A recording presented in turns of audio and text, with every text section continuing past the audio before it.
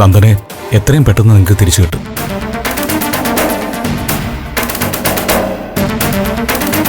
നല്ല മനസ്സുള്ളവരെ ഈശ്വരൻ വിഷമിപ്പിക്കത്തില്ല.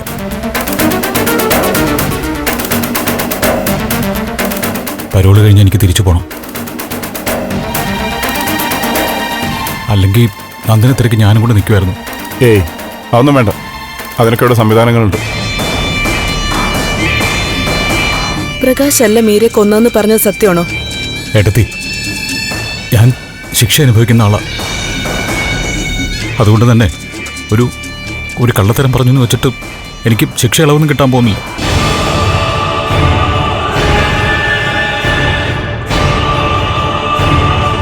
ഏട്ടത്തി, ഞാനെന്താ എന്നെ തൊട്ട് സത്യം ചെയ്യാ. മീരയുടെ രക്തത്തിൽ എനിക്ക് പങ്കില്ല.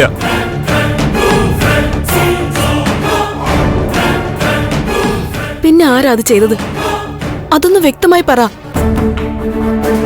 രജനി, ഇവൻ പറയുന്നൊന്നും അങ്ങനെ പൂർണ്ണമായിട്ട് വിശ്വസിക്കാൻ നിൽക്കണ്ട. ഇനി എന്തായാലും ഞാനായിട്ടൊന്നും പറഞ്ഞ് വിശ്വസിപ്പിക്കാൻ ശ്രമിക്കുന്നില്ല ഗിരിയേട്ടാ.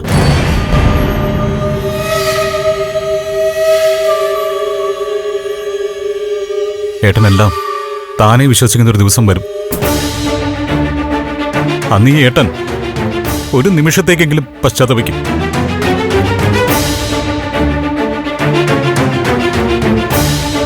എനിക്കത് മതി.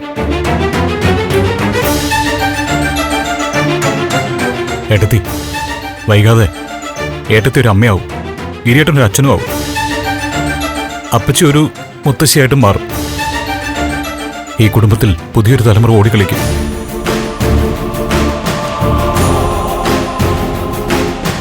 ആ കുഞ്ഞിനോട് അറിയാതെ പോലും എന്നെക്കുറിച്ച് പറയരുത്.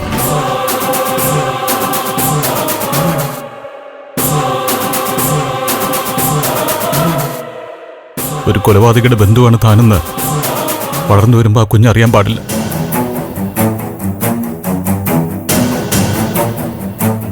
അല്ല, ആലോചിക്കുമ്പോൾ ഒരു പ്രതീക്ഷയും തോന്നുന്നു.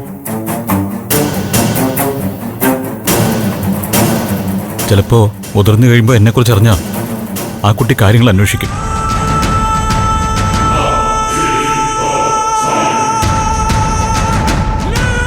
നടന്ന സംഭവങ്ങളിലേക്ക് ചെന്ന് ഞാൻ നിരപരാധിയാണെന്ന് ആ മകനോ മകളോ നിങ്ങളെ ബോധ്യപ്പെടുത്തി തരും.